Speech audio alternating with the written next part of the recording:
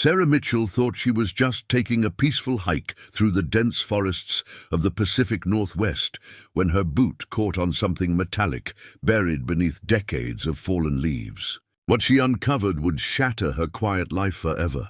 Half buried in the mountainside was a rusted armored car that had vanished during the infamous Cascade Valley heist 15 years ago. The case had baffled investigators and spawned countless theories, but no trace of the stolen millions had ever been found. Inside the vehicle, Sarah discovered more than the expected bags of deteriorating cash. Hidden beneath the money was a leather journal filled with coded entries, detailed maps marking locations across 3 states, and photographs that suggested the heist was merely a cover for something far more dangerous. But what secret was worth killing for 15 years later? Before we jump back in, tell us where you're tuning in from. And if this story touches you, make sure you're subscribed, because tomorrow I've saved something extra special for you. Sarah's hands trembled as she carefully lifted the leather journal from its resting place beneath the moldering cache. The binding was cracked but intact, protected by the armored car's steel shell from the worst of the mountain weather. Each page felt fragile between her fingers, filled with cramped handwriting in blue ink that had faded to a ghostly pale. The first entry was dated 3 months before the heist. Day 1 of documentation. If something happens to me, let this record serve as proof that Marcus Chen died trying to do the right thing. The name sent a chill through Sarah's spine. Marcus Chen had been one of the armored car guards presumed killed during the robbery. His body had never been recovered. As Sarah read further, she realized Marcus hadn't been a victim of the heist.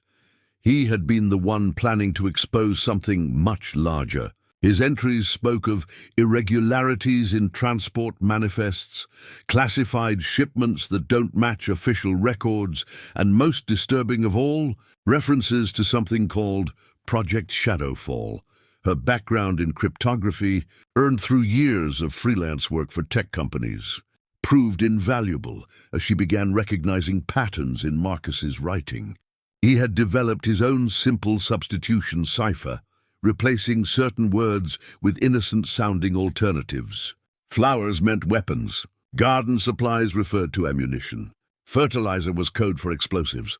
The deeper she read, the more Sarah understood that Marcus had stumbled onto evidence that his employer, Cascade Security Transport, was moving illegal weapons under the cover of legitimate armored car services. The company's government contracts provided perfect cover for transporting classified military equipment that should never have left official facilities. Marcus's growing paranoia was evident in later entries. They know I've been asking questions. Johnson from corporate called today, asking about my interest in manifest discrepancies. Told him I was just being thorough, but I could hear the suspicion in his voice. The entries became shorter, more frantic. They're watching me now. Different cars parked outside my apartment. Phone clicks when I make calls. Sarah found herself completely absorbed in Marcus's story, sitting cross-legged beside the rusted armored car as afternoon shadows lengthened through the forest canopy. The mountain air carried the scent of pine and approaching winter, but she barely noticed the growing cold as she pieced together the final weeks of Marcus's life. The last entries revealed his desperate plan. Can't trust official channels. Too many people involved. Only option is to stage my own death during a transport, take the evidence, and disappear until I can find someone to trust with the truth. The irony is perfect. Use their own illegal operation to expose them.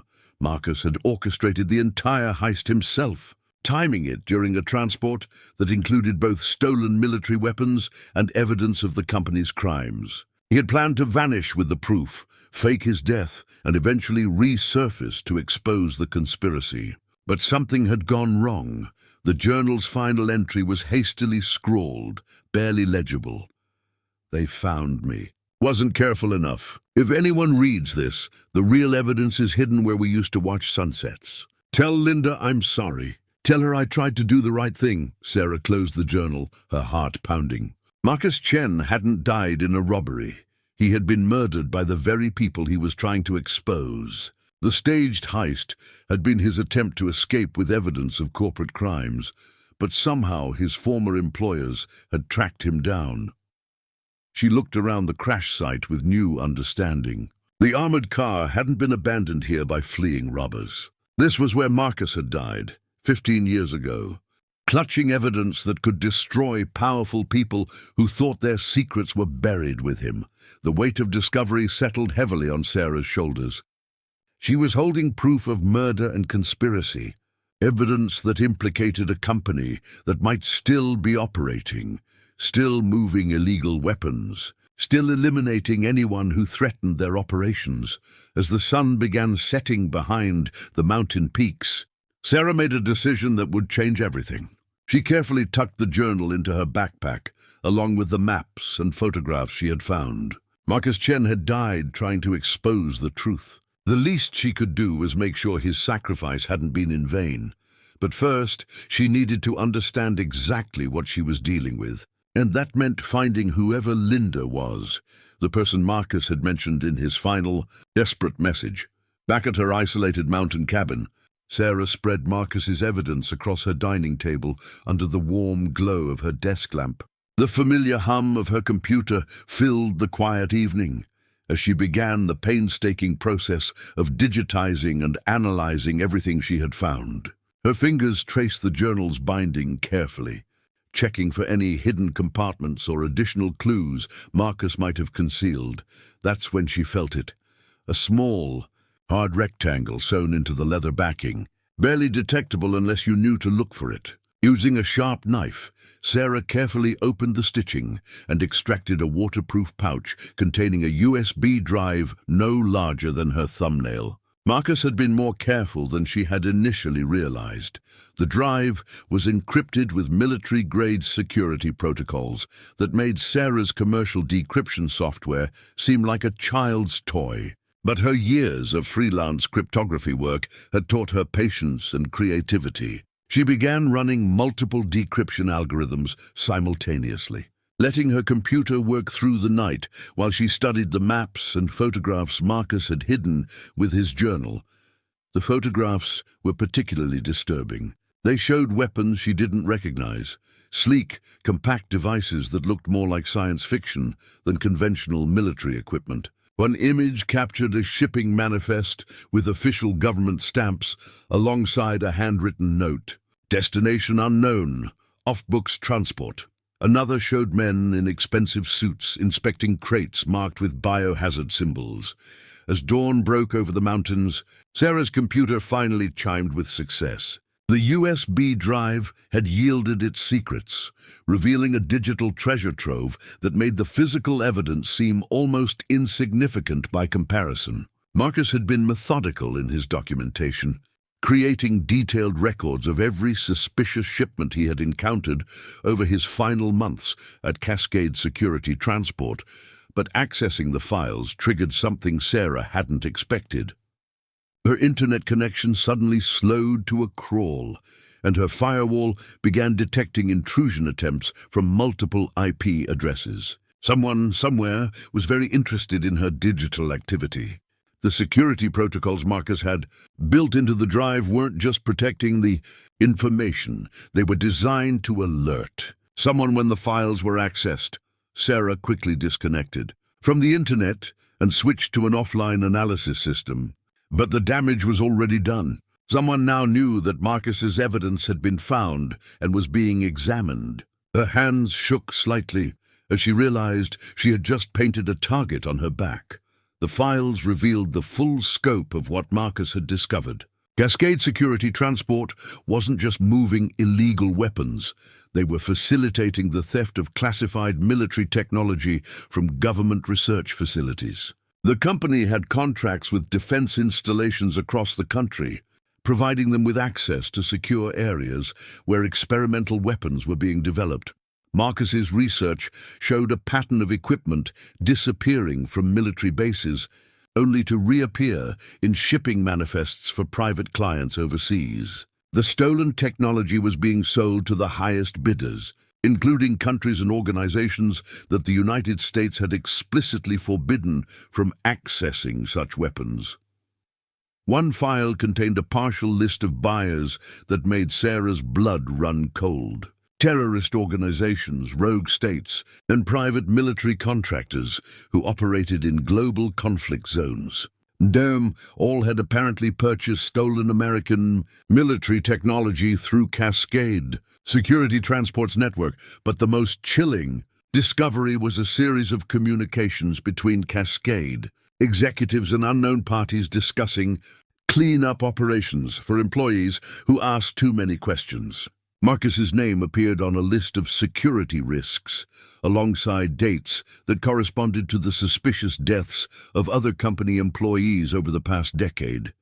Sarah realized she was looking at evidence of a conspiracy that went far beyond simple theft. This was organized, systematic looting of American military secrets, protected by a corporate structure willing to commit murder to maintain their operations. Marcus hadn't just stumbled onto a crime.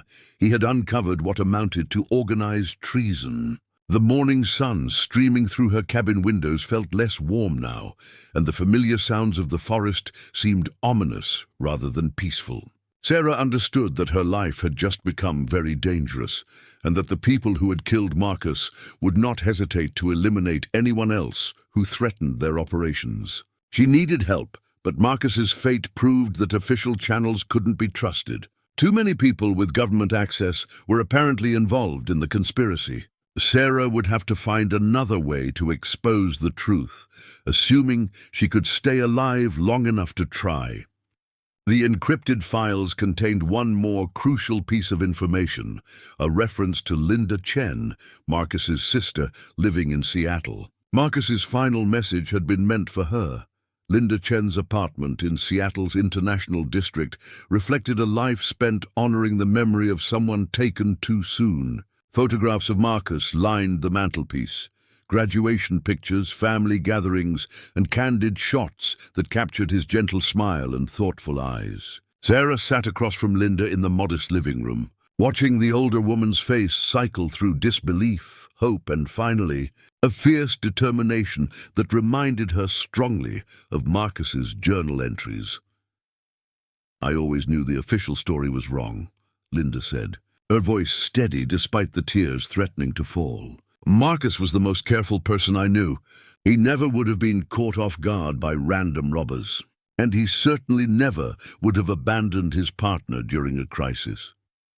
Linda had spent 15 years quietly investigating her brother's death, filing Freedom of Information requests, hiring private investigators with money she couldn't afford, and maintaining contact with other families who had lost loved ones in suspicious circumstances involving defense contractors. Her dining room had been converted into a makeshift investigation center, with file cabinets, newspaper clippings, and timeline charts covering every available surface. "The company paid for a beautiful funeral," Linda continued, "but they wouldn't let us see his body. Said the explosion was too severe, that it would be better to remember him as he was." I accepted that explanation at the time, but it never felt right.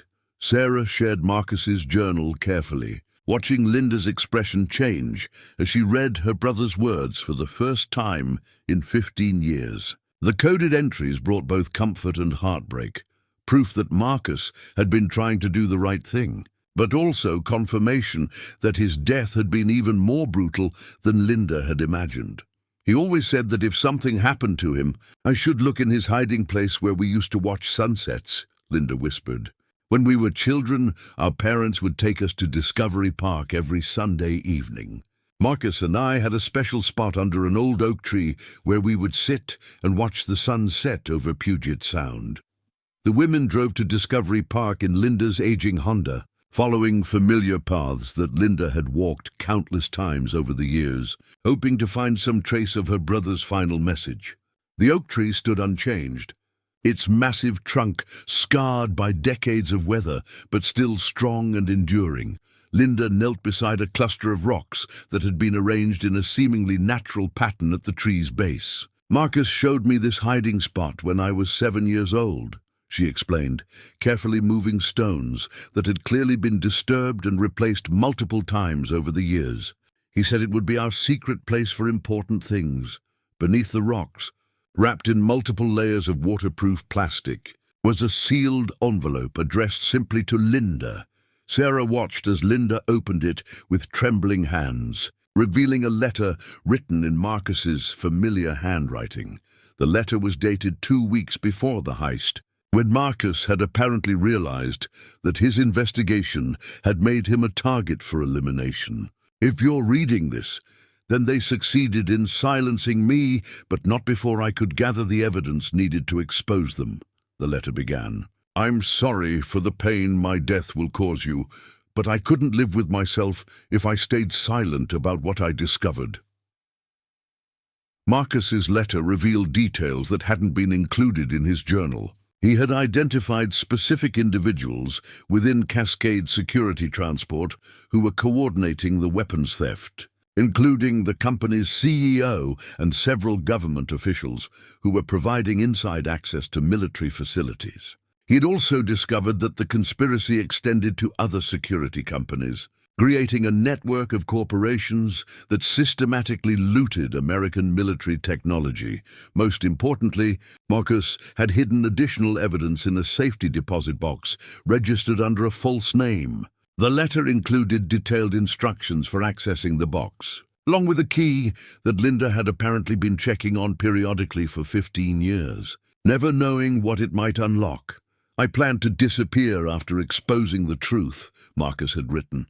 "But if you're reading this letter, then I failed to escape their reach. Please don't try to handle this alone. Find someone you can trust completely, someone with the skills and resources to take on powerful enemies. The evidence in the safety deposit box will prove everything, but it will also make you a target."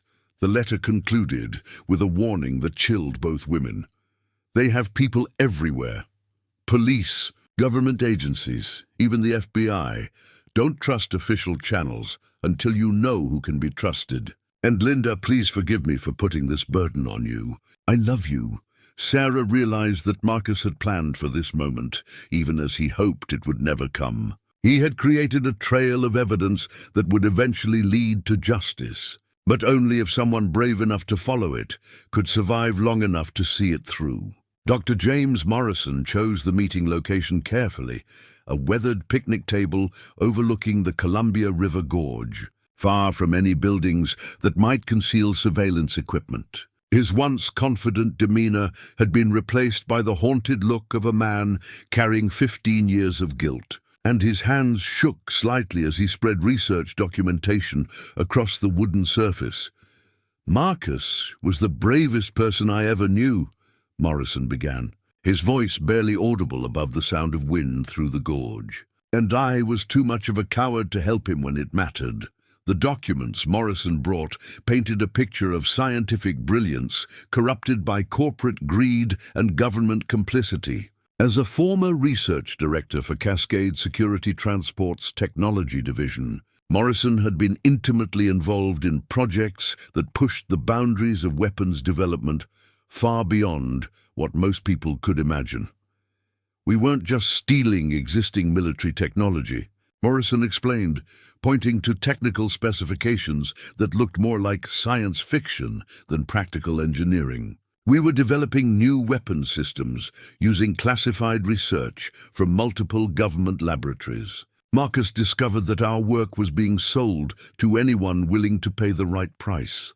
The research documentation revealed projects with innocuous names that concealed terrifying purposes. Project Nightfall had developed electromagnetic pulse weapons capable of disabling entire power grids. Project Whisper created sonic weapons that could incapacitate targets from miles away. Project Ghost produced nearly invisible surveillance drones equipped with lethal capabilities." Sarah studied the technical drawings with growing horror, realizing that Marcus had stumbled onto something far more dangerous than simple weapons trafficking. "You were creating weapons that don't exist in any official military arsenal," she said. "This technology could destabilize entire regions if it fell into the wrong hands." Morrison nodded grimly. That's exactly what Marcus realized. He understood that we weren't just betraying our country, We were potentially enabling conflicts that could kill millions of people. When he started asking questions about where our prototypes were being shipped, I should have supported him instead of trying to protect my own career. The guilt in Morrison's voice was palpable as he described the final weeks before Marcus's death. Marcus came to me with evidence that our weapons were being used in conflicts across Africa and Southeast Asia. Villages were being destroyed by weapons that officially didn't exist, sold to warlords and terrorist organizations, by the same companies that held contracts to protect American military installations. Morrison's documentation included intercepts of communications between Cascade executives and international arms dealers, proving that the illegal weapon sales were generating hundreds of millions of dollars in profits. The money was being laundered through a complex network of shell companies and offshore accounts, making it nearly impossible for conventional law enforcement to trace. The staged heist was Marcus's last desperate attempt to expose the truth. Morrison continued. He knew that official channels had been compromised, that too many people in government were either complicit or being paid to look the other way. His plan was to disappear with enough evidence to prove everything, then surface somewhere safe to make the revelations public. But Morrison's most devastating revelation concerned Marcus's actual death. "They didn't kill him during the heist," he whispered, looking around nervously despite the isolated location. "Marcus made it out of the initial staging area. They tracked him down 3 days later at the place where you found the armored car. I know because they made me identify his body before they disposed of it." The research documents included Morrison's own notes from that terrible day. Written in a personal code he had developed to record information too dangerous to put in official reports. Marcus had been tortured before they killed him, Morrison's notes revealed. They wanted to know if he had shared the evidence with anyone else, if there were additional copies hidden somewhere they hadn't found. Sarah felt sick as she realized the full scope of what Marcus had endured in his final days. "Why didn't you come forward then? Why did you let everyone believe he died in the robbery?" Morrison's answer reflected the moral compromise that had haunted him for 15 years. "Because I was terrified that I would be next. Because I had a family to protect. Because I convinced myself that Marcus's death would at least end the weapons program and prevent more damage." He was wrong on all counts. The weapons development had continued and expanded. The illegal sales network had grown more sophisticated. And Morrison's silence had enabled 15 more years of crimes that had probably cost thousands of lives. "I can't undo the past," Morrison concluded, "but I can help you finish what Marcus started. The evidence you need to prove everything is still there, hidden in places they never found. But Sarah, you need to understand, these people will kill anyone who threatens them. They've probably already identified you as a threat." Morrison's access code still worked, a testament to the corporation's arrogance in assuming their former employee would never dare betray them. Sarah slipped through the security checkpoint at Cascade Security Transport's Seattle headquarters just after midnight, her heart pounding as she navigated corridors that Morrison had sketched from memory during their meeting.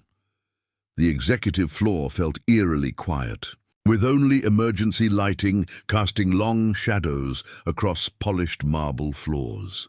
Sarah's footsteps seemed impossibly loud despite her careful movements, as she made her way to the corner office that Morrison had identified as belonging to CEO Richard Blackwood. The executive communications she found in Blackwood's private files exceeded even her worst expectations. Email chains between Cascade executives revealed a casual, business-like approach to conspiracy and murder that made Sarah's hands tremble as she photographed each document with her phone. "Chen problem resolved," read one message from 3 days after Marcus's death. "Cleanup crew confirms no additional evidence compromised. Resume normal operations." The response from Blackwood was equally chilling. "Excellent. Ensure team receives performance bonuses. Can't afford loose ends in current environment.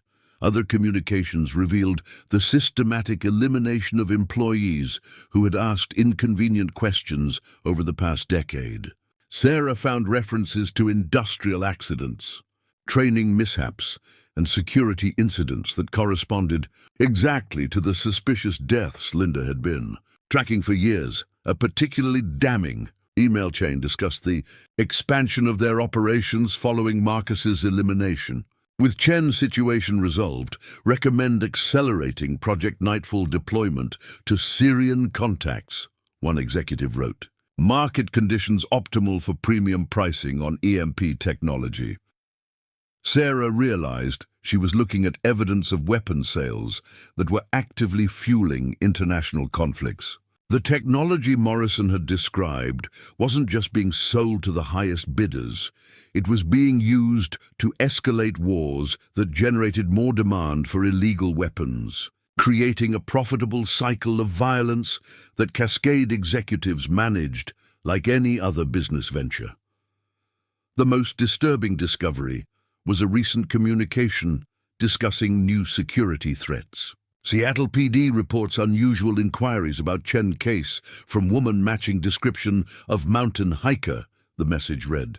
Recommend immediate assessment and containment if necessary. Sarah's blood ran cold as she realized they already knew about her. Somehow, despite her careful attempts to investigate quietly, Cascade's security network had identified her as a threat. The casual reference to containment suggested they were already planning her elimination. Her phone's camera flash seemed blindingly bright in the darkened office as she documented the most incriminating communications. Each photograph potentially contained evidence that could destroy the conspiracy, but also represented proof that would make her an even higher priority target for elimination. A soft sound in the corridor outside made Sarah freeze.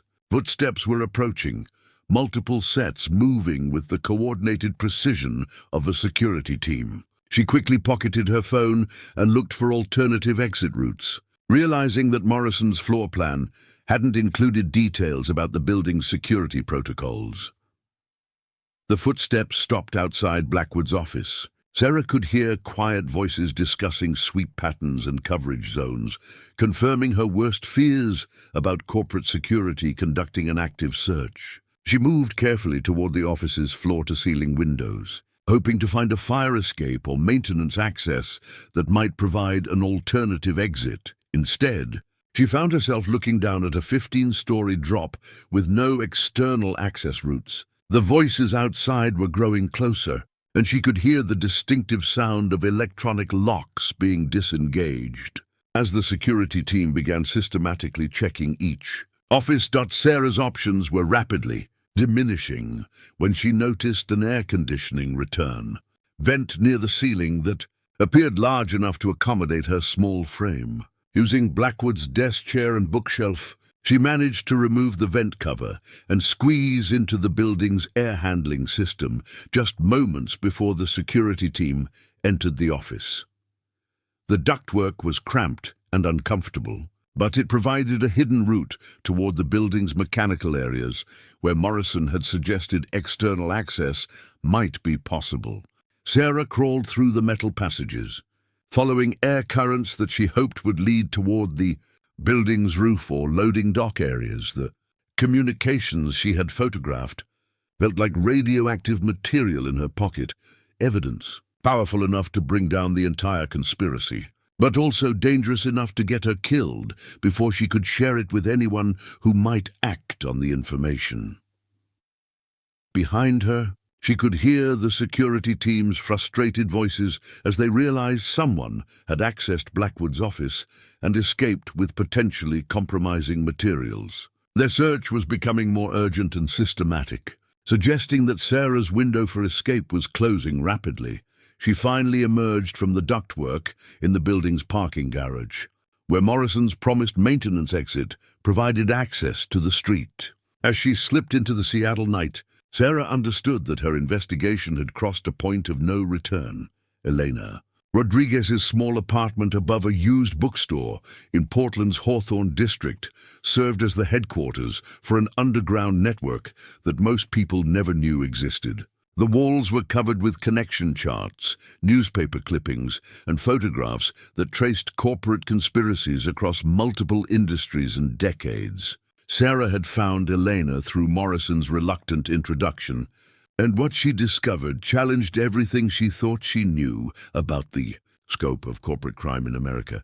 "You're not the first person to stumble onto evidence of weapons trafficking by defense contractors," Elena explained, her fingers dancing across a laptop keyboard that provided access to encrypted databases invisible to conventional internet searches. "The problem is that most people who find this kind of evidence don't survive long enough to do anything meaningful with it." The Resistance Network database Elena accessed contained detailed information about hundreds of cases involving corporate whistleblowers, investigative journalists and activists who had died under suspicious circumstances while investigating defense contractors, pharmaceutical companies, and other powerful corporations. The patterns were consistent, enough to suggest coordinated elimination campaigns rather than isolated incidents. Sarah studied the screen with growing amazement as Elena demonstrated the network's capabilities. "We've been documenting corporate murders for 12 years, Elena continued. "The challenge isn't proving that these crimes are happening. It's finding ways to expose them without getting everyone involved killed in the process." The database included detailed profiles of corporate executives, government officials, and private contractors who appeared repeatedly in connection with suspicious deaths and cover-ups. Sarah recognized several names from the Cascade communications she had photographed, confirming that Marcus's case was part of a much larger pattern of corporate violence. "The network started as a support group for families of corporate whistleblowers," Elena explained. "Most official victim advocacy organizations won't touch cases involving major corporations or government contractors. We found each other through internet forums and began sharing information about our experiences. Over time, the network had evolved into something approaching an underground intelligence agency, with members contributing specialized skills in journalism, technology, law enforcement, and activism. They had developed sophisticated methods for protecting witnesses, securing evidence, and coordinating investigations across multiple jurisdictions. Elena's own involvement began when her husband, a quality control inspector for a pharmaceutical company, died in a car accident after discovering that his employer was knowingly distributing contaminated medications to developing countries. The police investigation concluded that he fell asleep at the wheel, Eleanor said bitterly. But Luis never fell asleep while driving, and his car had been serviced the day before the crash. The network had helped Elena prove that her husband's car had been sabotaged, but the evidence had been suppressed by officials who were apparently connected to the pharmaceutical company. That's when I realized that individual cases can't be solved through conventional channels, Elena continued. The corruption is too systemic, too well protected by people in positions of authority.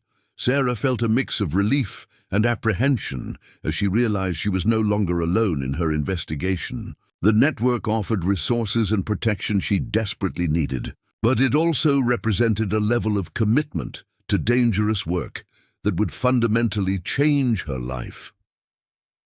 As Elena pulled up files related to Cascade Security Transport, Sarah met Alex Harper, a former FBI agent who had joined the network after being forced to resign for investigating connections between defense contractors and organized crime. His presence filled the small apartment with quiet competence and careful attention to security protocols. Alex's background provided crucial context for understanding why official law enforcement had failed to address corporate crimes like those Sarah had uncovered. The Bureau has institutional relationships with major defense contractors that make genuine investigation nearly impossible, he explained. Too many former agents work for these companies, Too many current agents depend on corporate cooperation for their cases. His files on Cascade revealed that the FBI had received multiple reports about the company's illegal activities over the past decade. But each investigation had been quietly redirected or terminated before reaching meaningful conclusions. Your evidence is probably the most comprehensive proof of their crimes that anyone has compiled, Alex told Sarah. But getting anyone in authority to act on it will require careful strategy and significant protection for everyone involved. The attraction Sarah felt toward Alex was immediate and undeniable, though she tried to focus on the practical implications of their collaboration, rather than the way his presence made her feel safer and more confident. His experience with corporate investigations and his understanding of security protocols would be essential for their survival. Elena's network database contained contact information for other victims and witnesses who might be willing to testify if adequate protection could be arranged. The scope of potential allies was larger than Sarah had imagined, but so was the scale of opposition they would face. Sarah's mountain cabin no longer felt like the peaceful sanctuary she had called home for the past 5 years. Every familiar creak of settling wood now sounded like footsteps. Every shadow outside her windows could conceal watchers, and the isolation that had once provided comfort now felt dangerously exposed. She had returned to collect essential belongings and secure her evidence, but the moment she stepped inside, she knew something was wrong. The surveillance equipment Alex discovered hidden throughout her home was more sophisticated than anything she could have imagined. Tiny cameras concealed in light fixtures, audio recording devices embedded in her furniture, and tracking systems that had been monitoring her movements for weeks. The corporate security team had been watching her long before she realized she was a target. "They've been documenting everything," Alex said grimly, carefully photographing each device before disabling it. "Your daily routines, your contacts, your research methods. This level of surveillance suggests they were planning something more than simple elimination." The equipment included devices that Sarah didn't recognize, technology that seemed designed for purposes beyond conventional surveillance. Alex's expression grew increasingly concerned as he examined components that appeared to be capable of remote activation and control. "Some of this equipment could have been used to stage your death," he explained, pointing to devices that could simulate electrical fires or gas leaks. "They weren't just watching you. They were preparing to murder you in a way that would look like an accident." Sarah felt violated in ways that went beyond simple invasion of privacy. These people had been inside her home, touching her belongings, planning her death while she went about her daily life completely unaware of the danger surrounding her. The coffee cup she drank from each morning, the bed where she slept peacefully, the desk where she worked, all had been contaminated by the presence of people who viewed her as nothing, more than a problem to be eliminated. The discovery that forced their immediate departure came when Alex found a timer activated. Device hidden in Sarah's electrical panel. "We need to leave now," he said urgently, grabbing Sarah's emergency bag and pushing her toward the door. "This thing is set to trigger a house fire in less than an hour." They escaped into the forest just as Sarah's cabin erupted in flames that were designed to look like an electrical accident. From their hidden position in the tree line, they watched years of her life disappear in smoke and orange light that could be seen for miles across the mountain valley. The emotional impact hit Sarah harder than she had expected. Losing her home meant losing the last connection to the quiet, simple life she had built after years of urban stress and relationship disappointments. The cabin had represented independence, creativity, and the possibility of finding peace in a chaotic world. Now it was gone, destroyed by people who viewed her life as collateral damage in their criminal enterprise. Alex's presence provided both practical protection and unexpected emotional comfort. As they hiked through the darkness toward a safe house he maintained for emergencies, his experience with dangerous investigations had taught him the importance of preparation and backup plans. But Sarah could see that her situation troubled him more than his professional demeanor. Revealed, "I've worked cases involving corporate violence for 15 years, he told her as they paused to rest beside a mountain stream. "But I've never seen anyone targeted this aggressively for simply discovering evidence. They're treating you like a high-priority national security threat." The attraction between them was becoming impossible to ignore, intensified by the shared danger and the way Alex had immediately prioritized her safety over his own security. Sarah found herself studying his face in the moonlight, noting the careful attention he paid to their surroundings, and the gentle way he had handled her shock at losing her home. "Why are you helping me?" she asked. "You could have just pointed me toward Elena's network and walked away from all this." Alex's answer revealed depths of character that made Sarah's growing feelings seem both natural and terrifying. "Because Marcus Chen died trying to expose the truth, and you're the first person in 15 years who might actually be able to finish what he started. Because these corporations have been murdering innocent people for decades, while officials look the other way. And because someone has to be willing to stand up to them, even when the personal cost is devastating." The safe house Alex led her to was a small cabin hidden deep in the Cascade wilderness, equipped with solar power, encrypted communications, and defensive capabilities that reflected his understanding of the threats they faced. As they settled in for what would likely be a long period of hiding and planning, Sarah realized that her life had been permanently transformed by her discovery in the forest. The safe house documents Alex revealed over breakfast painted a chilling picture of corporate murder that extended far beyond what Sarah had imagined possible. Spread across the cabin's kitchen table were files documenting dozens of cases involving defense contractors, pharmaceutical companies, and energy corporations that had systematically eliminated employees, activists, and journalists who threatened their operations. "This is 15 years of evidence gathering," Alex explained, his coffee growing cold as he walked Sarah through the meticulously organized documentation. Every case follows the same pattern: initial threats and pressure, escalating surveillance, and finally, elimination disguised as accidents or suicides. The files revealed a sophisticated network of private security companies, corrupt officials, and freelance operatives who specialized in making inconvenient people disappear. Sarah recognized several names from her research into Cascade Security Transport, confirming that Marcus's case was part of a much larger criminal enterprise. One particularly disturbing file documented the death of Maria Santos, an environmental scientist who had discovered that a major energy company was deliberately contaminating groundwater in rural communities. Maria died in a hiking accident 3 days before she was scheduled to testify before Congress, Alex said.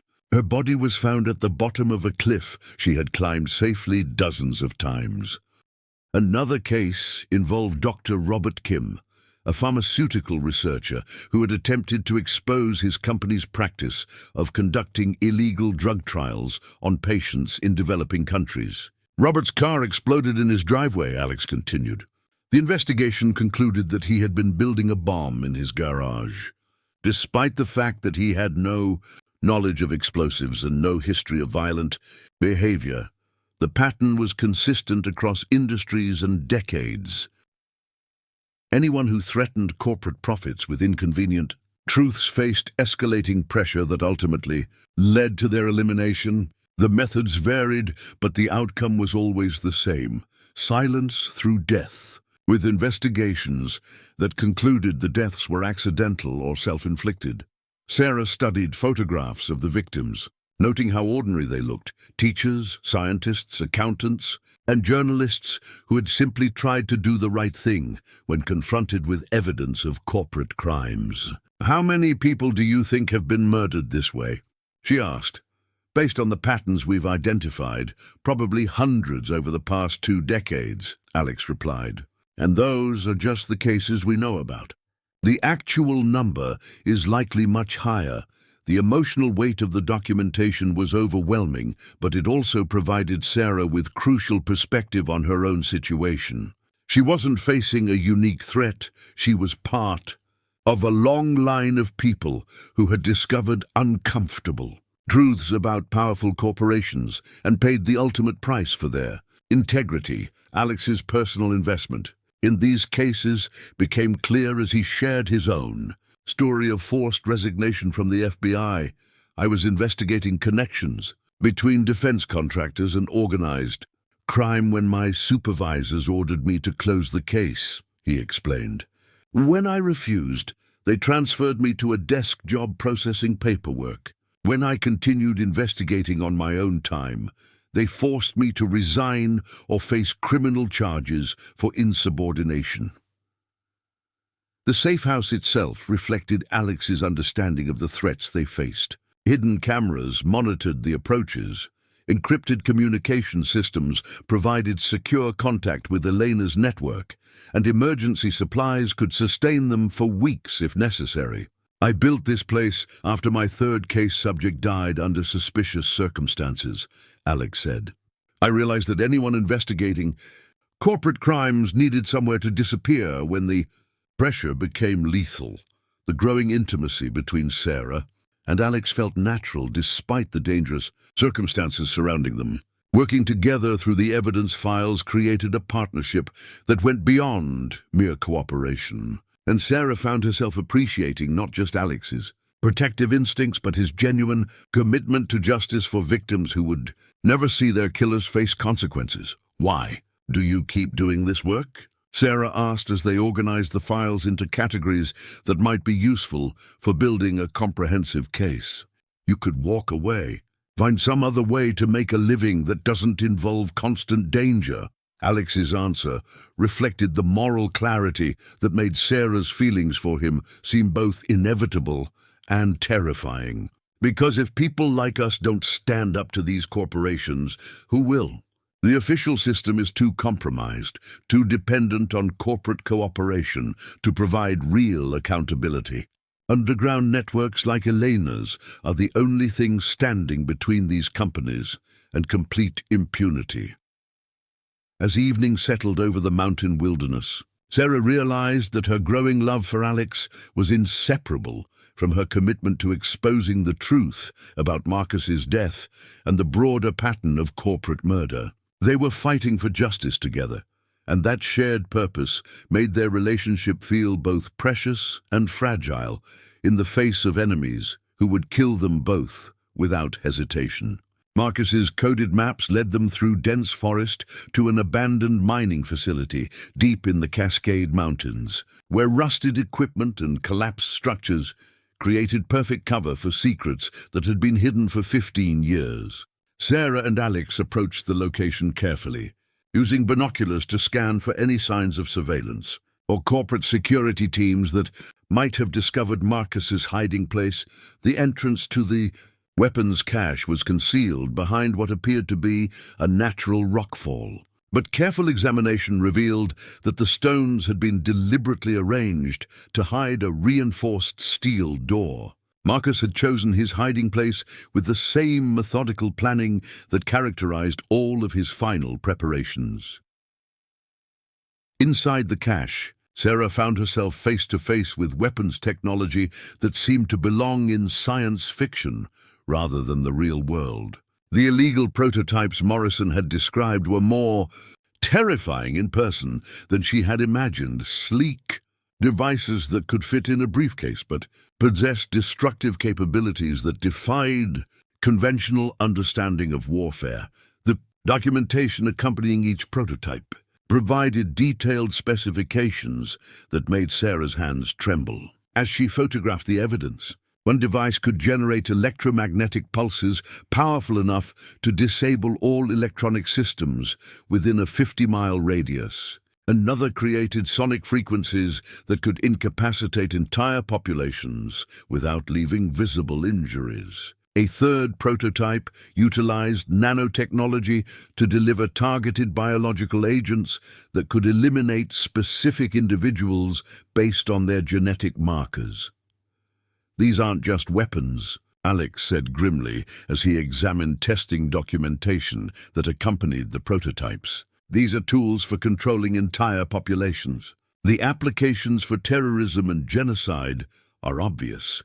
Marcus's documentation revealed that each prototype had been tested extensively, often using unwitting populations in conflict zones as experimental subjects. Cascade Security Transport had partnered with private military contractors to deploy the weapons in Syria, Somalia, and Myanmar, gathering performance data while innocent people suffered the consequences. The testing reports were clinical in their documentation of human suffering. EMP deployment in Aleppo district resulted in complete infrastructure collapse, one report noted. Civilian casualties from medical equipment failure exceeded projections, but provided valuable data on population. Vulnerability to electronic warfare. Sarah realized they were looking at evidence of war crimes that had been committed under the cover of corporate research and development. The weapons Marcus had discovered weren't just being sold to the highest bidders. They were being tested on civilian populations to refine their effectiveness before sale to terrorist organizations and rogue states. The cache also contained financial records showing the incredible profits generated by illegal weapons sales. Cascade Security Transport had earned over $2 billion from selling stolen and prototype weapons over the past decade, with individual transactions sometimes exceeding $50 million. Most disturbing were purchase records showing exactly who had bought the illegal weapons. Terrorist organizations, criminal cartels, and authoritarian governments had all acquired technology that officially didn't exist, creating conflicts and humanitarian disasters that could be traced directly to Cascade's illegal operations. As they documented the evidence, Alex's radio crackled with a warning from Elena's network. Corporate security teams had been deployed to multiple locations associated with Marcus's investigation, suggesting that Sarah and Alex's activities had been detected despite their careful precautions. "We need to move now," Alex said urgently, helping Sarah pack the most crucial evidence while preparing demolition charges that would destroy the remaining weapons to prevent their recovery by corporate security teams. "They've probably triangulated our position based on our research patterns." The sound of helicopters approaching confirmed Alex's assessment. Through the cache's concealed entrance, they could see military-style aircraft circling the area in search, patterns that indicated professional tactical operations rather than random law enforcement activity. Sarah grabbed Marcus's original documentation, while Alex ensured the destruction of weapons that could cause massive casualties if they fell into the wrong hands. The explosions that followed their escape sent pillars of smoke into the mountain sky, marking the end of 15 years of hidden evidence, but also announcing their location to anyone searching for them. As they fled through the forest, Sarah carried proof of crimes that could bring down not just Cascade Security Transport, but the entire network of corporations and officials who had enabled decades of illegal weapons trafficking. The physical evidence of the prototypes was gone, but the documentation of their existence and testing would be enough to prove the scope of the conspiracy. Behind them, the approaching helicopters suggested that their enemies were willing to deploy significant resources to prevent the truth from reaching the public. The final confrontation was approaching, and Sarah understood that survival would depend on getting their evidence to people who could act on it before corporate security teams could eliminate everyone involved in the investigation. Elena's journalistic contacts in Geneva provided access to international banking records that revealed the true scope of the conspiracy Sarah and Alex had uncovered. The encrypted files arrived through a secure network that connected investigative reporters, human rights organizations, and financial crime specialists across 6 continents, painting a picture of corruption that extended far beyond American borders. The banking records showed money laundering operations that utilized financial institutions in Switzerland, the Cayman Islands, Singapore, and Luxembourg to conceal billions of dollars in illegal weapons profits. Cascade Security Transport was just one node in a global network of defense contractors, private military companies, and arms dealers who had systematically looted military technology from multiple countries. This isn't just about American weapons being stolen and sold, Elena explained during an encrypted video conference from her Portland headquarters. European defense contractors, Russian military suppliers, and Chinese weapons manufacturers are all involved in the same type of systematic theft and illegal sales operations. The financial trails revealed coordination between corporations that were supposedly competitors, working together to divide international arms markets and maximize profits from illegal weapons trafficking. Cascade's partnerships with European companies had enabled technology sharing that accelerated the development of prototype weapons, like those Sarah and Alex had discovered in Marcus's cash Sarah-studied transaction, records that documented the purchase of stolen military technology by terrorist organizations, criminal cartels, and authoritarian governments around the world. The amounts involved were staggering. Individual transactions often exceeded the annual budgets of small countries, generating profits that corrupted officials and institutions across multiple nations. One particularly disturbing financial trail showed how illegal weapons sales had been used to fund terrorist attacks in Europe, Africa, and Asia. The same companies that held contracts to protect American military installations were selling weapons to organizations that used them to attack American allies and interests overseas. The weapons used in the Brussels airport bombing came from technology stolen from NATO facilities, Elena reported, her voice tight with anger. The Manchester Arena attack involved explosives developed by British defense contractors and sold through Cascade's network. We're looking at evidence that these companies have been profiting from both sides of the war on terrorism. Alex's contacts within international law enforcement provided additional confirmation of the global scope of the conspiracy. Interpol had been tracking suspicious financial patterns for years, but their investigations had been hampered by the same kind of official corruption that had protected Cascade in the United States. The banking records also revealed how the conspiracy had been protected through a sophisticated system of political contributions, lobbying efforts, and personal bribes that reached into the highest levels of government in multiple countries.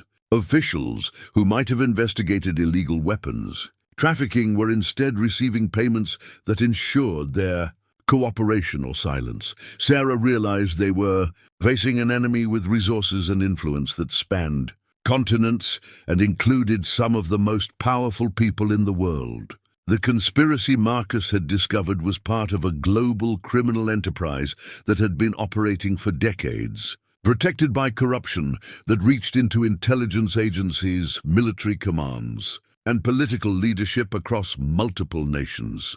The scale of this thing means we can't trust conventional law enforcement in any country, Alex said grimly as he reviewed intelligence reports from Eleanor's international contacts.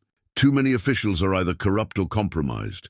Any attempt to work through official channels will just give them advance warning to eliminate witnesses and destroy evidence. The international banking records also revealed ongoing operations that were still generating massive profits from illegal weapons sales. The conspiracy hadn't ended with Marcus's death. It had expanded and become more sophisticated, utilizing new technologies and financial instruments to conceal criminal activities that were funding conflicts around the world. Elena's network had identified journalists and activists in Europe, Asia, and Africa who had been investigating similar patterns of corporate crime and government corruption. Several had died under suspicious circumstances, while others had been forced into hiding after receiving death threats from unknown sources. We're part of a global resistance movement that most people don't know exists, Elena explained. The challenge is coordinating our efforts without exposing everyone to additional danger from corporate security teams that operate across international borders. The evidence Sarah and Alex had gathered was crucial, not just for exposing Cascade Security Transport, but for revealing the global nature of corporate crime networks that had infiltrated governments and institutions worldwide. Their investigation had uncovered one thread of a web that extended into every major country and conflict zone on Earth. As they prepared for the final phase of their investigation, Sarah understood that they were fighting not just for justice in Marcus's case, but for the exposure of criminal enterprises that were destabilizing entire regions while generating profits that corrupted the international system designed to prevent such crimes. Alex's former FBI contacts provided classified files that shattered any remaining faith Sarah might have had in official law enforcement's ability to address the conspiracy they had uncovered. The documents, obtained through a secure network of agents who had grown disillusioned with institutional corruption, revealed that government officials at the highest levels had been complicit in covering up illegal weapons trafficking for more than a decade.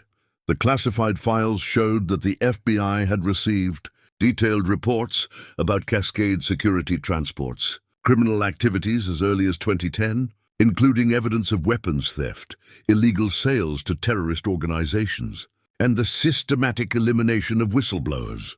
Every investigation had been terminated or redirected by officials who were receiving substantial payments from defense contractors. "Look at this," Alex said, pointing to a memo from a former FBI director that explicitly ordered agents to cease investigation of defense contractor activities.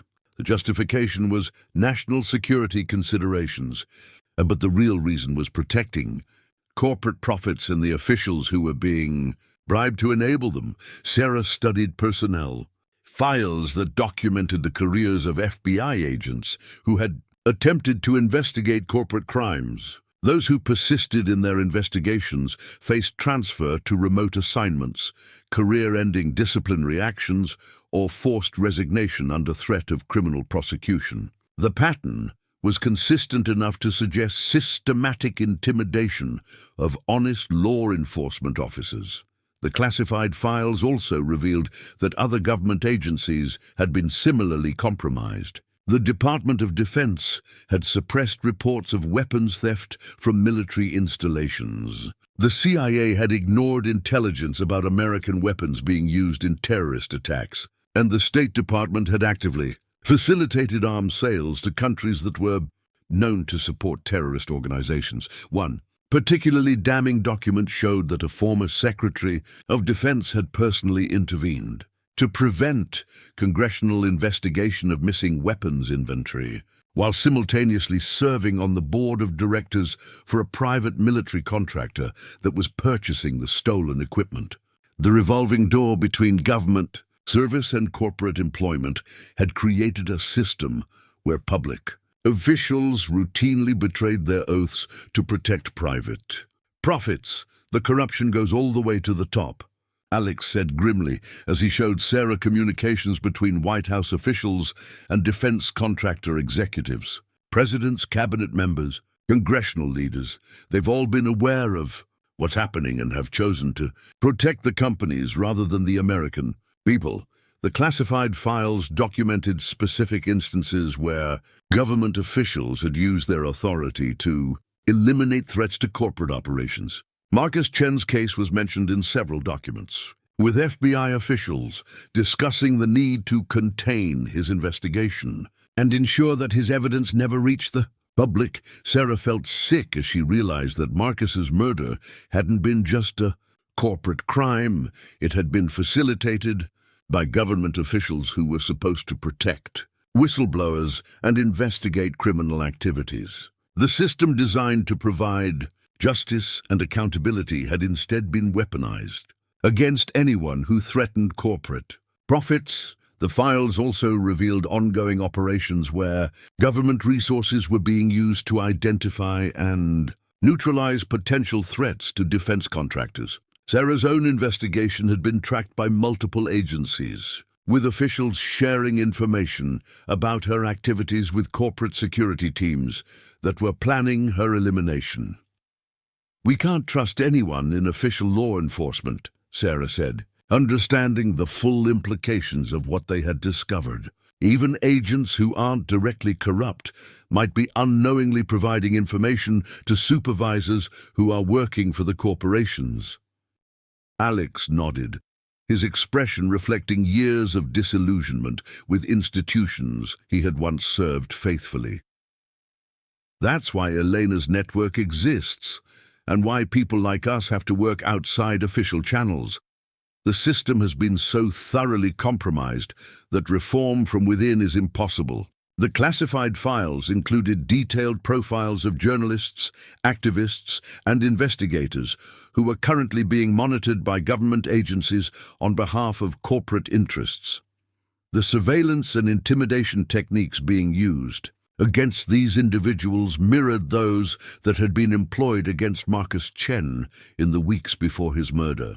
Most disturbing was evidence that foreign intelligence agencies had been recruited to help American corporations eliminate threats to their operations. The CIA had facilitated the assassination of European journalists who were investigating American weapons sales, while foreign spy services had provided surveillance and logistical support for corporate security operations. As Sarah and Alex prepared for the final phase of their investigation, they understood that they were facing enemies with access to the full resources of multiple governments.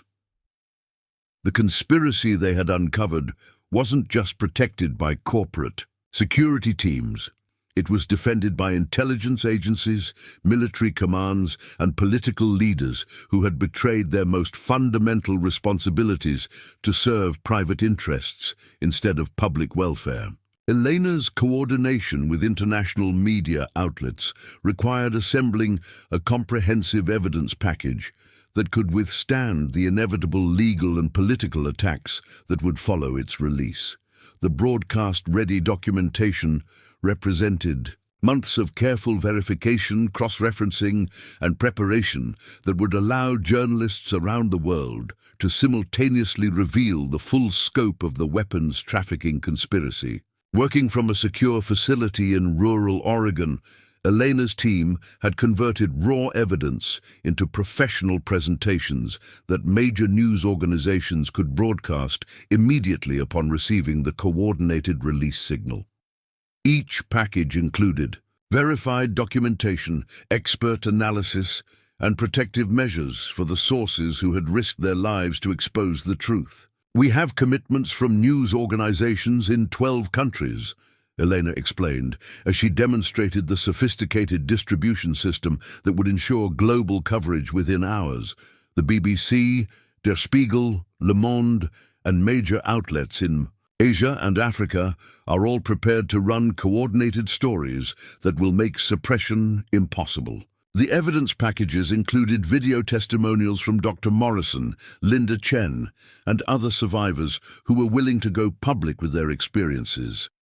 Sarah had recorded her own detailed account of discovering Marcus's evidence and uncovering the broader conspiracy, providing a narrative structure that would help audiences understand the human cost of corporate crimes. Alex's law enforcement contacts had provided additional verification for the most sensitive claims, ensuring that the evidence would withstand scrutiny from skeptics and efforts by corporate lawyers to discredit the revelations. The documentation included independent forensic analysis of weapons prototypes, financial audits of money laundering operations, and expert assessment of the classified government files that proved official complicity. The key is making sure that all major outlets receive the evidence simultaneously, Elena continued. If any single organization gets an exclusive preview, corporate security teams will have time to eliminate sources or destroy corroborating evidence before the story becomes public. The media preparation also included protective measures for everyone involved in the investigation. Safe houses had been arranged for witnesses in multiple countries. Legal representation had been secured for potential prosecution of sources, and emergency evacuation plans had been developed for situations where corporate retaliation might threaten lives. Sarah found the process both exciting and terrifying as she realized that her quiet life as a mountain hermit was about to become a very public existence as a whistleblower and corporate crime witness. The evidence packages included detailed, biographical information about her background, establishing her credibility while also making her a permanent target for corporate elimination efforts. Once this story breaks, there's no going back to anonymity, Elena warned during a final preparation meeting. Corporate security teams will spend years trying to discredit or eliminate everyone involved in exposing their crimes. You'll need to be prepared for a life of constant vigilance and security precautions. The legal preparations were equally comprehensive, with international human rights organizations ready to file criminal complaints in multiple jurisdictions immediately upon the story's release. The coordinated legal strategy would make it difficult for corrupt officials to suppress investigations or protect the corporations involved in the conspiracy. Elena's network had also prepared contingency plans for the inevitable corporate counterattack that would follow the revelations. They'll try to discredit the evidence, intimidate the witnesses, and use their political connections to minimize the consequences, she explained. We need to be ready with additional evidence releases and protective measures that can sustain the story through months of corporate resistance. The final night before the coordinated release felt both momentous and intimate as Sarah and Alex spent their last hours of relative anonymity together at the secure facility. Their relationship had deepened through shared danger and commitment to justice, but they both understood that public exposure would bring new challenges that might test their bond. "Are you ready for this?" Alex asked as they reviewed the final evidence packages one last time. "Once these stories break, everything changes. We become public figures in a fight that will probably last for years." Sarah's answer reflected the transformation she had undergone since discovering Marcus's evidence in the forest. Marcus died trying to expose these crimes. If we don't finish what he started, then his sacrifice was meaningless. Besides, after everything we've learned about corporate murder and government corruption, staying silent would make us complicit in future crimes. As dawn approached, Elena initiated the final countdown for the coordinated media release that would expose 15 years of hidden crimes to global scrutiny.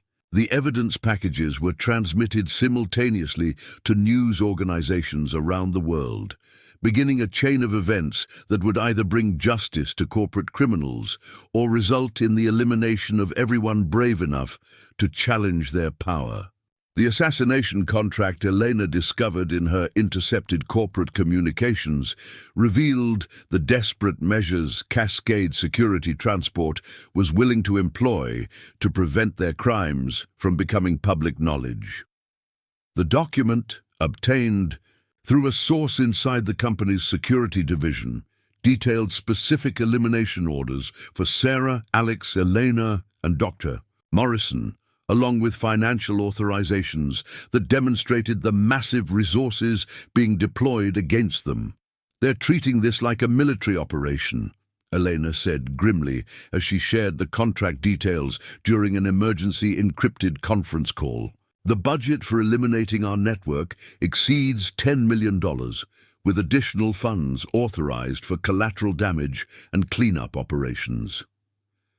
The contract specified methods designed to appear accidental or coincidental: car crashes, home invasions, medical emergencies induced through untraceable poisons, and hiking accidents that would echo the cover stories used for previous corporate murders. The level of detail was chilling, including surveillance reports that documented the daily routines and security vulnerabilities of each target. Sarah felt a chill as she read her own elimination order, which included photographs of her destroyed cabin, detailed plans of Alex's safe house, and proposed methods for staging her death to look like a tragic accident during a mountain rescue operation. The corporate security team had been planning her murder with the same methodical precision that Marcus had used to expose their crimes. The counterattack began that evening with a coordinated assault on the secure facility where they had been preparing the media releases. Corporate security teams approached from multiple directions, using military-grade equipment and tactics that suggested extensive training and unlimited funding for their operations. Alex's defensive preparations proved crucial as motion sensors and perimeter cameras provided early warning of the approaching assault teams. "We have multiple vehicles converging on our position," he reported, while activating security systems that had been designed for exactly this type of emergency. They're using thermal imaging and communications jamming equipment.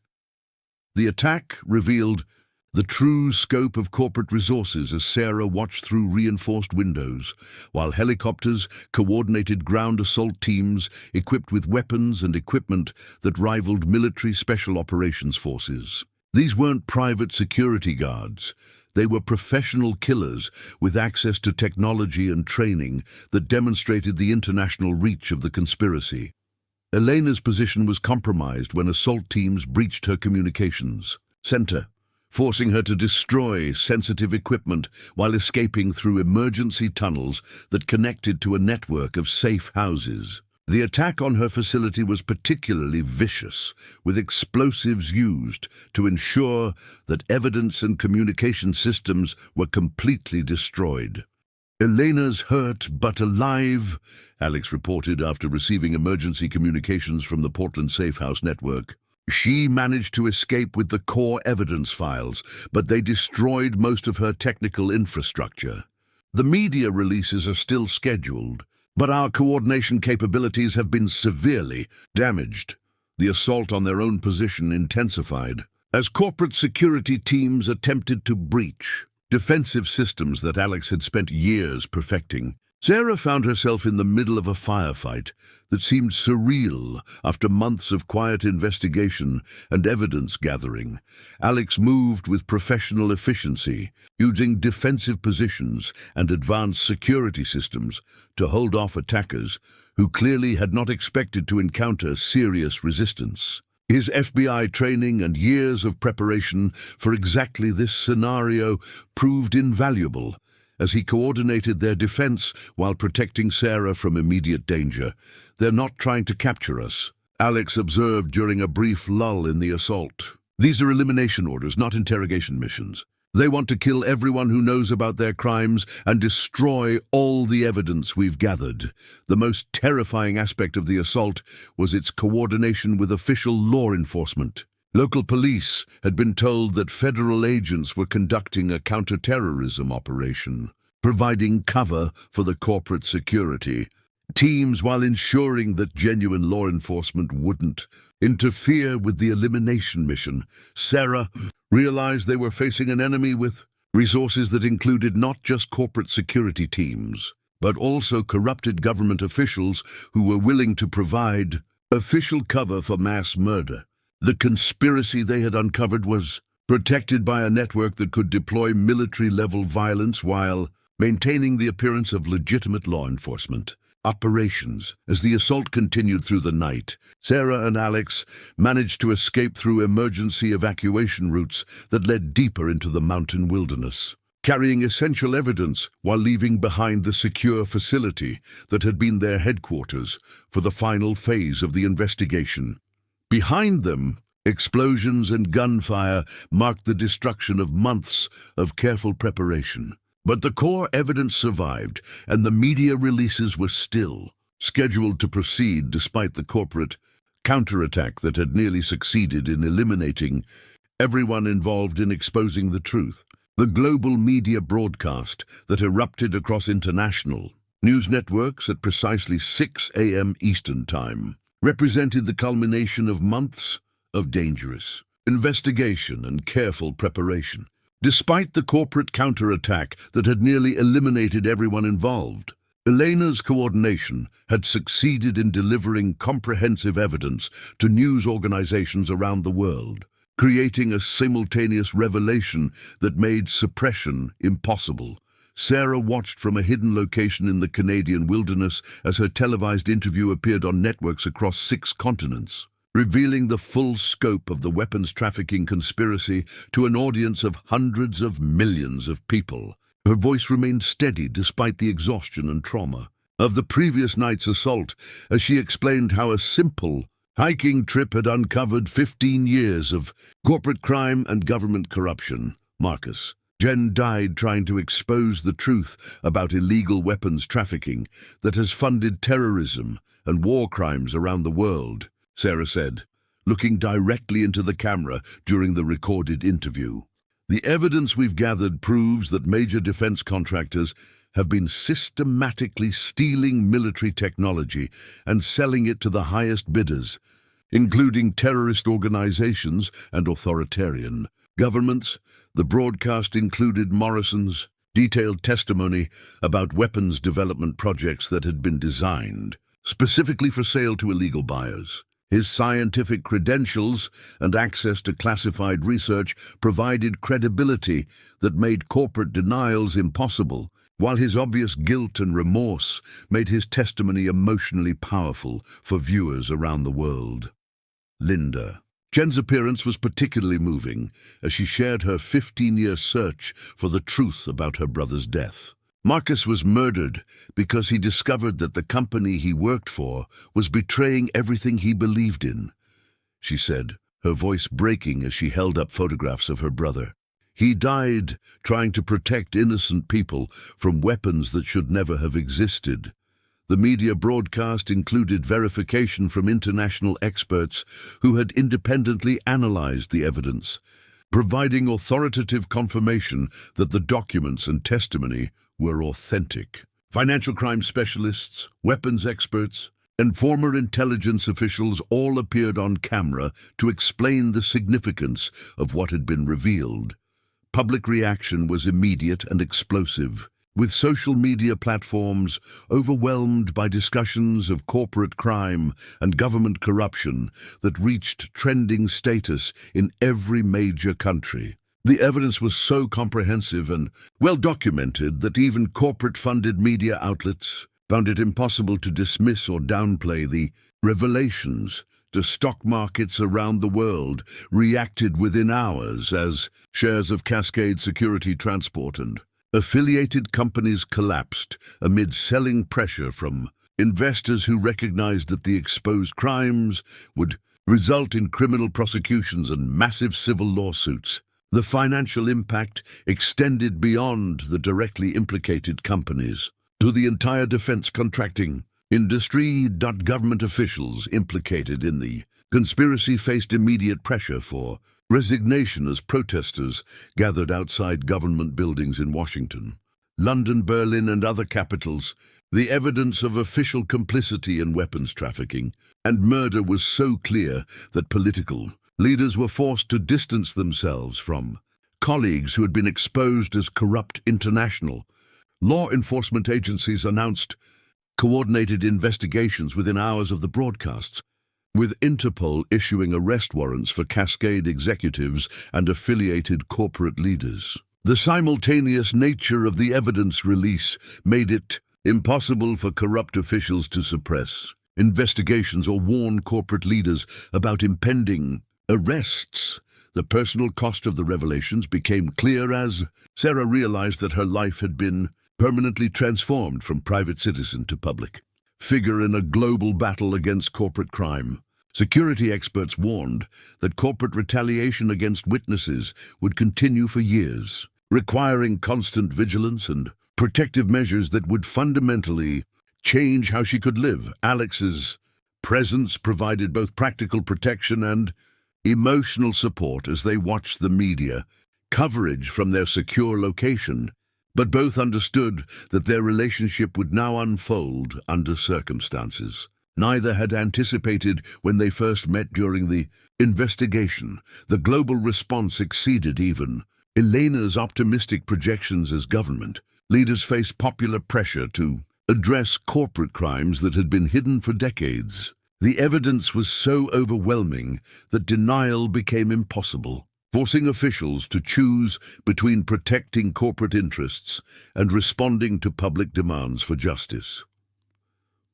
As evening fell across different time zones, the story continued to dominate international news coverage, with new details and expert analysis expanding public understanding of how deeply corporate corruption had penetrated government institutions. The revelation Sarah had sparked by discovering Marcus's evidence was becoming a watershed moment in the global fight against corporate impunity. The broadcast had succeeded beyond their most optimistic hopes. But Sarah understood that victory in exposing the truth was only the beginning of a longer struggle to ensure that justice would actually be served. The legal indictments that cascaded across multiple jurisdictions in the weeks following the global media revelation represented the largest coordinated prosecution of corporate crime in international history. Sarah watched from a secure witness protection facility as prosecutors in 12 countries filed criminal charges against executives, government officials, and private contractors who had participated in the weapons trafficking conspiracy. The indictments were comprehensive and devastating, with prosecutors using the evidence Sarah and her team had gathered to build cases that included charges of treason, murder, terrorism financing, and crimes against humanity. Richard Blackwood, Cascade Security Transport's CEO, faced over 200 individual charges related to weapons trafficking, money laundering, and the systematic elimination of whistleblowers. Dr. Morrison had negotiated a plea agreement in exchange for his detailed testimony about weapons development and testing programs. But his cooperation came at enormous personal cost, as death threats forced him into permanent witness protection. His scientific expertise proved crucial for explaining the technical aspects of illegal weapons programs to judges and juries who struggled to comprehend the scope of technological crimes. The international tribunal established to coordinate prosecutions faced unprecedented challenges in addressing crimes that spanned multiple continents and involved networks of corporations, government agencies, and criminal organizations. Sarah testified before the tribunal for 3 days, walking judges through the evidence trail that had begun with Marcus's journal and culminated in proof of systematic weapons trafficking that had funded conflicts around the world. The evidence shows that these corporations viewed war and terrorism as business opportunities, the lead prosecutor explained during opening arguments that were broadcast internationally. They deliberately created conflicts by selling weapons to opposing sides, generating profits from human suffering while corrupting officials who were supposed to prevent such crimes. The personal cost of victory became clear as Sarah struggled to adapt to life as a protected witness whose identity would forever be associated with exposing one of the largest criminal conspiracies in history. The constant security requirements made normal relationships nearly impossible, while the psychological trauma of months of mortal danger required ongoing therapy and support. Alex's recovery from injuries sustained during the corporate counterattack provided a framework for their evolving relationship as they learned to build intimacy within the constraints of witness protection. Their shared commitment to seeing justice served had deepened their bond, but the practical challenges of living under constant security threats tested their ability to envision a normal future together. Elena's recognition as an international journalism hero came with both professional acclaim and personal costs that mirrored Sarah's experience.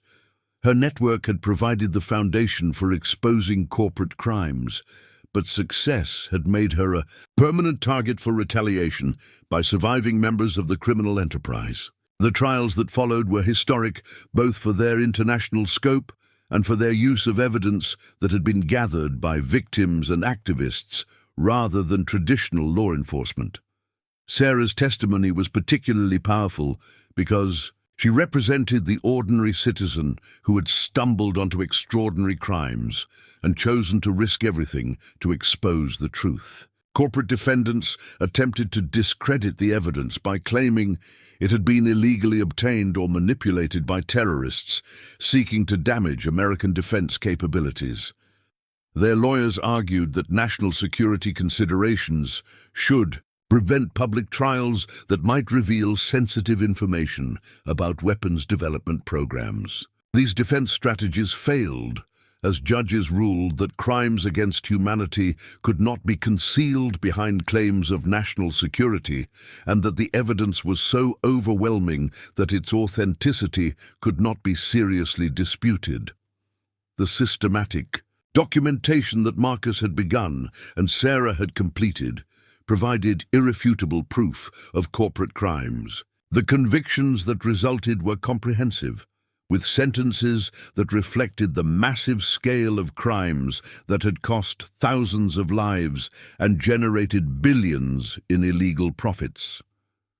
Blackwood received life imprisonment without parole, while dozens of other executives and officials faced sentences ranging from 20 years to life for their roles in the conspiracy. Asset forfeiture proceedings resulted in the seizure of billions of dollars in illegal profits, with funds being distributed to victims of terrorism and war crimes that had been enabled by the weapons trafficking network.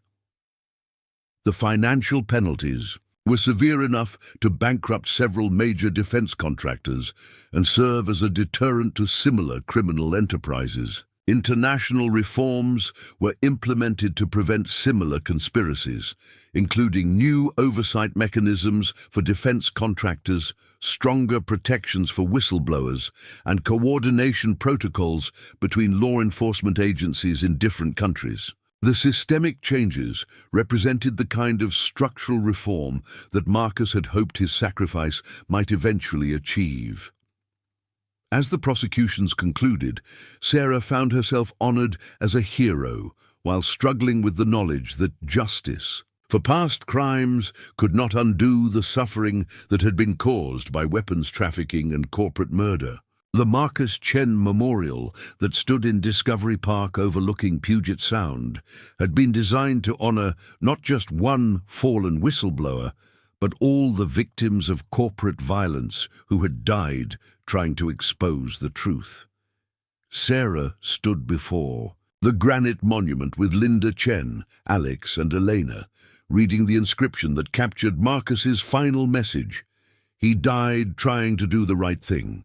The memorial service drew hundreds of people whose lives had been touched by corporate crime, families of murdered whistleblowers, survivors of terrorist attacks enabled by illegal weapons trafficking, and activists who had fought for years to expose the corruption that Marcus had ultimately helped bring to light. The ceremony provided closure for Sarah, while honoring the courage of someone she had never met, but whose legacy had transformed her life. Linda Chen spoke with quiet dignity about her brother's character and the 15-year journey to see his killers face justice. Marcus believed that ordinary people have the power to stand up to extraordinary evil, she said, her voice carrying across the gathering of people who had proven that belief correct. His death was not in vain, because people like Sarah refused to let his sacrifice be forgotten. The foundation that Sarah and Alex established to protect future whistleblowers represented their commitment to ensuring that other corporate crime victims would have the support and resources that Marcus had lacked. The Chen Foundation for Corporate Accountability provided legal protection, security services, and financial support for employees who discovered evidence of corporate crimes and chose to expose them despite personal risks. "We can't prevent corporations from committing crimes," Sarah explained during the Foundation's inaugural press conference. "But we can make sure that employees who witness those crimes have somewhere to turn for help that doesn't require them to sacrifice their lives for the truth."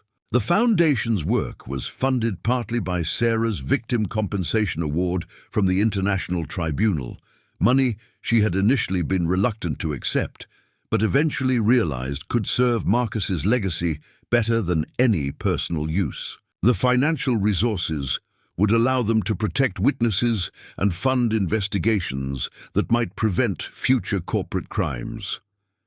Alex's role as the Foundation's security director utilized his law enforcement background while providing him with meaningful work that honored his own journey from government service to corporate crime investigation. His relationship with Sarah had deepened through their shared commitment to the Foundation's mission, creating a partnership that balanced personal intimacy with professional collaboration. The return to the Pacific Northwest Mountains, where Sarah's investigation had begun, felt like completing a circle that had expanded to encompass global justice, while returning to the personal relationships and natural beauty that grounded her sense of purpose. The new cabin Alex had helped her build near the memorial site provided security and privacy while maintaining connection to the landscape that had shaped her character. Elena's ongoing work coordinating international networks of investigative journalists had evolved into a formal organization that provided resources and protection for reporters investigating corporate crime around the world. Her recognition as a global journalism hero carried responsibilities that required constant travel and danger, but also enabled her to prevent other corporate crimes from remaining hidden. The weekly meetings between Sarah, Alex, Elena, and Linda had become a tradition that maintained their bonds while providing space to process the ongoing psychological impact of their shared trauma and victory. The conversations ranged from practical matters related to Foundation work to deeper reflections on how their lives had been changed by confronting corporate evil and surviving to see justice served. Sarah's personal growth through the experience had transformed her from someone who sought solitude and simplicity into a public figure, committed to protecting others from the corporate violence she had experienced. The change felt natural rather than imposed, representing evolution rather than loss of her essential character. The quiet moments she treasured most came during evening walks with Alex through the forest trails near their new home, where they could discuss their relationship and future plans without the constant security concerns that shaped their public lives. These conversations revealed the deep compatibility that had developed through shared danger and commitment to justice. The broader impact of their work continued to ripple through international efforts to reform corporate oversight and strengthen protections for whistleblowers. The precedent established by their successful exposure of the weapons trafficking conspiracy had emboldened other investigators and made it more difficult for corporations to silence victims through intimidation and murder. As autumn returned to the mountains where her journey had begun, Sarah found peace in the knowledge that Marcus Chen's sacrifice had ultimately achieved more than he could have imagined, creating lasting change that would protect future generations from similar corporate crimes.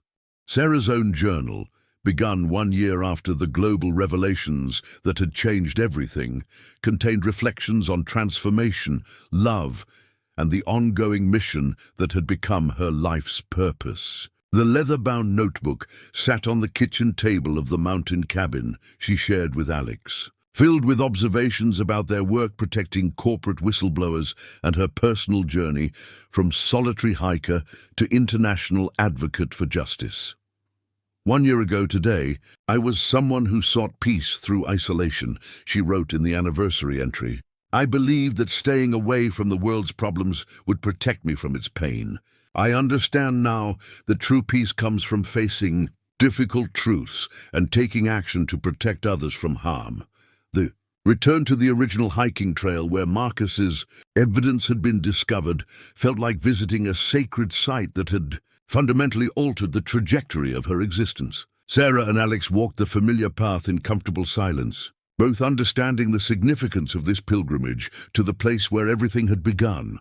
The forest had regenerated around the crash site where they had first found the armored car, with new growth covering the scars left by Marcus's final struggle against corporate killers. Nature's resilience provided a metaphor for their own recovery from trauma and their ability to build meaningful lives despite the violence they had confronted.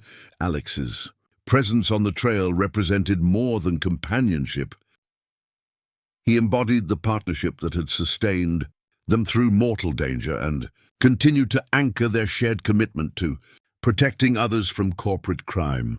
Their relationship had evolved from attraction, born of shared danger, to deep love, grounded in mutual respect and common purpose. I never imagined I could find someone who understood both the importance of this work and the personal cost it requires, Sarah told him, as they paused at the memorial marker that had been placed at the discovery site. Most people want to forget about corporate crime once the news stories fade. But you've chosen to make fighting it your life's mission. The Chen Foundation's first year of operations had exceeded their expectations in both the number of cases they had handled and the success rate of protecting whistleblowers who came to them for help. Their work had prevented several potential corporate murders while enabling the exposure of crimes that might otherwise have remained hidden for decades.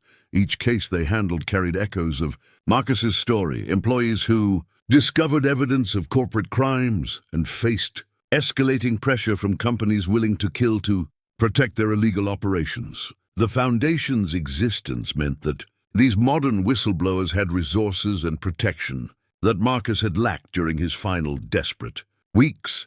Sarah's journal documented specific victories that honored Marcus's memory while advancing the cause he had died defending. A pharmaceutical researcher they had protected exposed her company's practice of conducting illegal drug trials on children. An aerospace engineer revealed his employer's sale of classified military technology to foreign governments. A financial analyst uncovered systematic money laundering by defense contractors.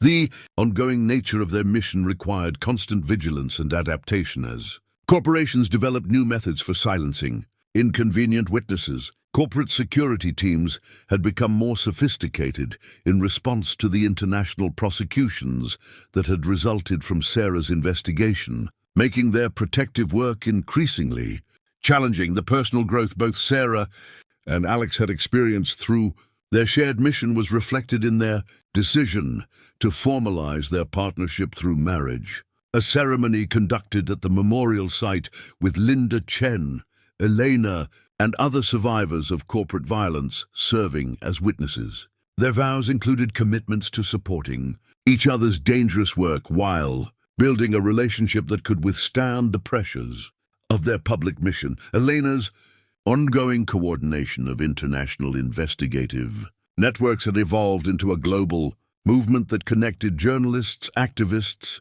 and victims across continents in a coordinated effort to expose corporate crimes before they could claim more innocent lives. Her work provided the broader context within which Sarah and Alex's foundation operated, the evening light filtering through the mountain forest as they completed their anniversary hike carried the same peaceful beauty that had drawn Sarah to seek solitude in these mountains years earlier.